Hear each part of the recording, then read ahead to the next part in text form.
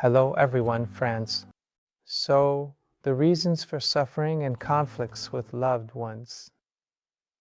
The closer someone is to you, the more you, let's say, become related, or become friends, or fall in love, or whatever it is, the more your boundaries blur. And the more certain limits between you and that person fade away. As a result, as these boundaries inevitably and naturally blur, part of your field structure becomes part of another field structure. So there's an overlap where it's not clear. Whose energy is whose? It starts to show up in life, so your partner, your person uses your things, your processes, your potentials, and you meanwhile are using that person's. And this begins to be expressed in life in such a way that your partner, your person begins to increasingly use some of your objects, your processes, your potentials, in a manner that is more and more frequently. And you, on the other hand, are in this person's sauna.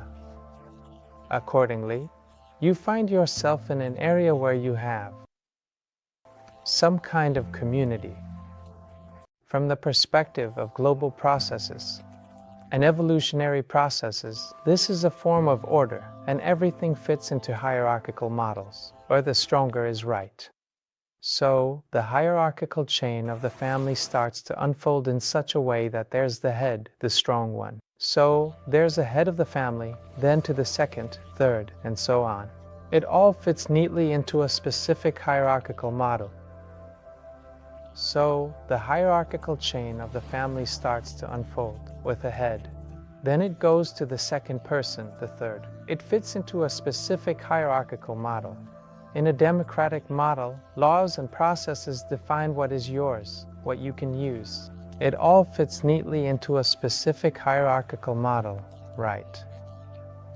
If we're talking about some kind of democratic model, then a significant and complex mechanism of processes kicks in.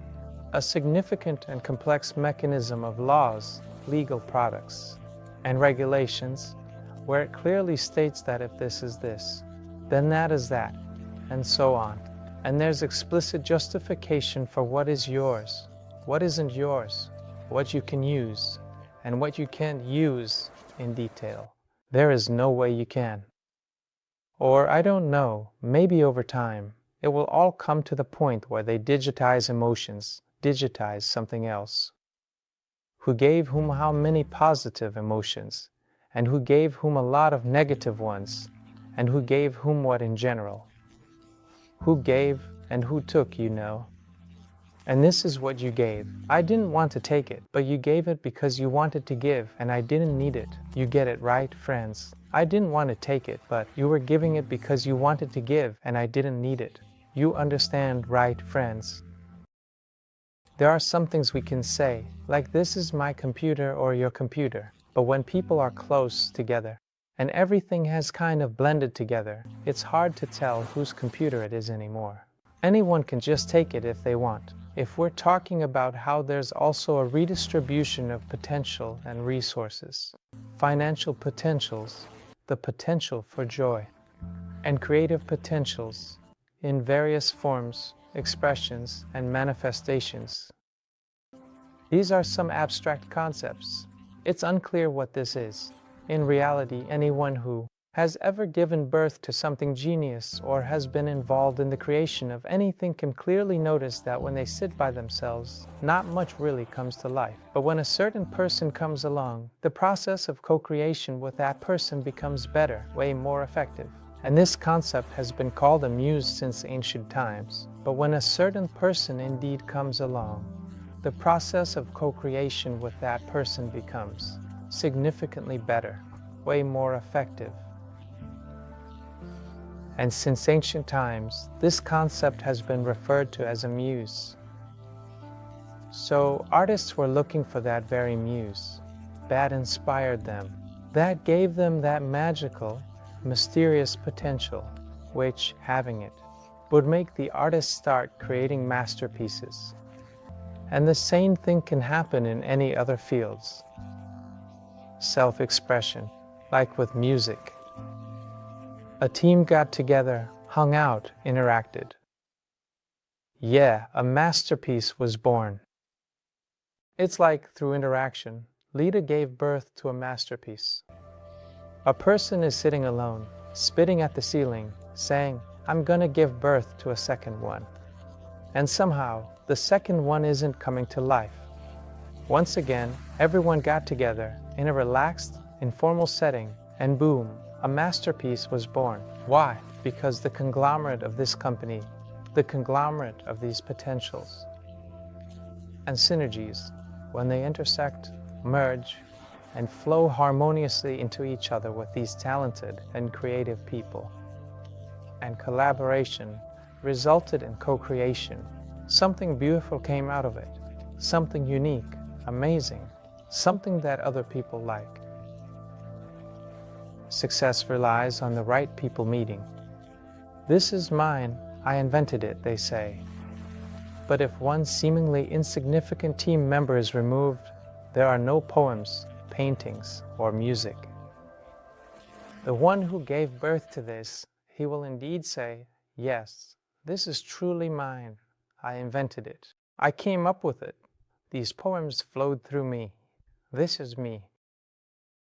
But in reality, if you take away even one link from the team, even one person who seems to have absolutely nothing to do with them and was just sitting on the back bench, there won't be any of those poems.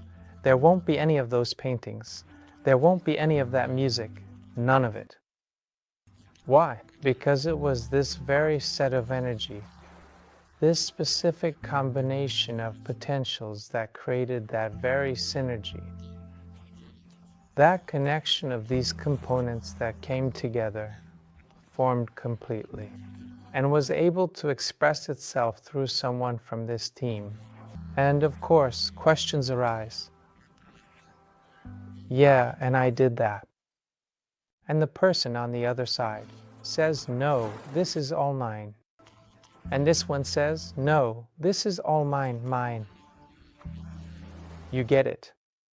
So it's both his and his, right? Why? Because their boundaries merged. Because there's no clear separation between one person and another. Because they're too close. Because they're relatives. Because they're friends. Because they're lovers. In some even more complex relationships.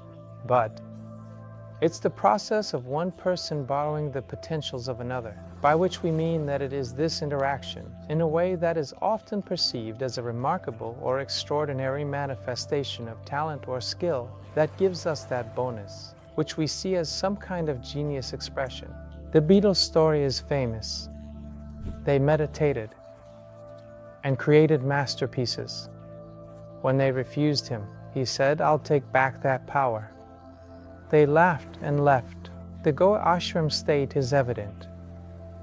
They denied his request, saying, you're not part of this. He vowed to, in money or something else, and the amounts were reasonable. As I understood, he didn't ask for much. They said, you're not part of this, and he replied, I'll take back those potentials. I'll take back that power. They laughed at him and walked away. Everyone knows about that ashram in Goa where the Beatles went, right? You can see what state it's in and why. Indeed, the Guru took back those potentials. Just a year or a year and a half later, Lennon was shot, right? And then they all fell apart. Indeed, the Guru took away those potentials. Literally a year or a year and a half later, Lennon was shot, yes, and everyone broke up. No one else produced such masterpieces as they did during the time they meditated together in that ashram.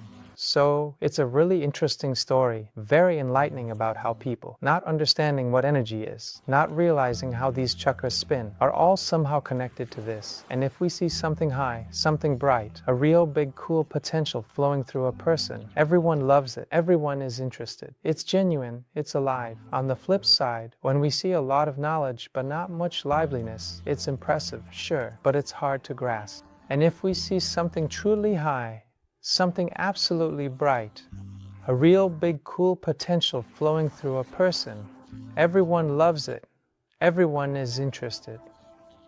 It's genuine, it's alive.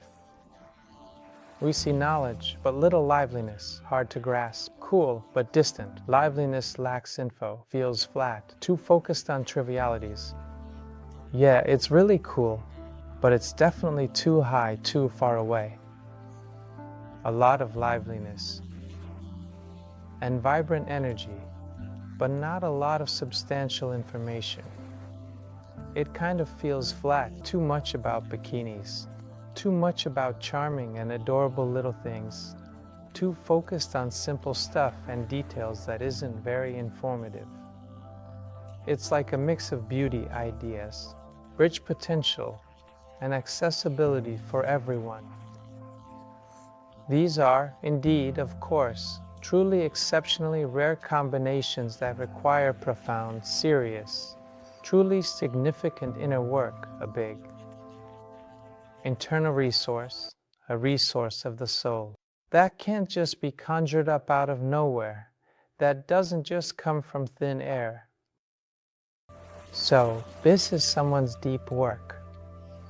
And from the perspective of the Beatles, we see that, yeah, they were indeed genius guys. But if that incredible grace, that real and truly profound love from their guru hadn't poured over them, if it hadn't expressed itself through them, they would have never had that kind of extraordinary popularity. So, what people liked was the energy and enthusiasm, the way this guru could elevate the potentials and chakras, and the unique ability to enhance and uplift the spiritual and emotional states of those who listen to this music. Okay, friends, so why do problems arise? Why do people, especially those close to each other, end up suffering when they interact? What do we do about it? I recommend, first and foremost, meditation, of course, the empty bamboo technique. You really need to take at least 20 minutes a day to just stop, disconnect from everything, and sit down. And stay aware within yourself. Don't react to your thoughts. Don't react to everything happening around you. Don't react to your inner emotions, no matter what's going on inside or outside. Just don't react at all.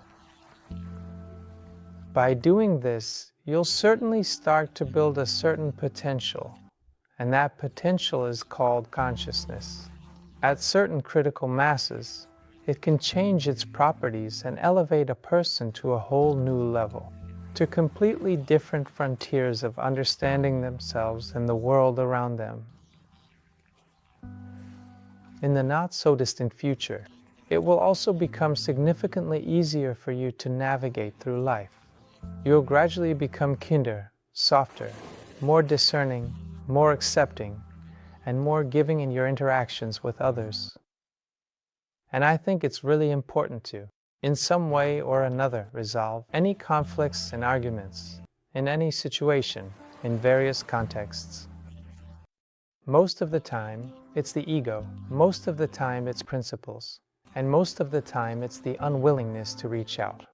Approaching with acceptance, love, and trust prevents conflicts. These qualities resolve family deadlocks, communicate, express views, and listen, convey thoughts clearly to be heard. Usually, these qualities help people navigate out of the deadlocks, often happen in families or among close ones and situations. So, you need to communicate, you need to be able to express your pros and cons, and you need to be able to listen to the other person. Try to convey your thoughts in a way that allows you to be heard too. The more love and kindness there is in this, indeed, the more movement there will be towards understanding some kind of synergy, towards possible inner work. The more ego and claims and assertions there are in this, the more it all inevitably tends to gravitate towards conflict. Of course, everyone who meditates naturally has a kind of buffer zone, a certain boundary. When a person crosses that boundary and enters your space, they start to express themselves through their actions, thoughts, words, and self-expression. So, you just have to observe and do nothing. A person will tell you everything about themselves. Once you cross a certain boundary, one that's a bit closer, you really need to decide whether you're going to take action or just stay inactive. Actions can show whether you're satisfied or dissatisfied. Inaction can lead to a situation where a person does what they want, thinking that you're basically okay with it. By and large, we have one very effective thing in our hands: meditation. And about how exactly to meditate correctly, I have laid out everything in my courses, and I also talk about it at my retreats. Come, friends, I will be very glad to see you and work with you, and collaborate with you to thoroughly examine and address the various shortcomings, those gaps and issues and challenges that may arise and prevent you from finding harmony with your loved ones and friends.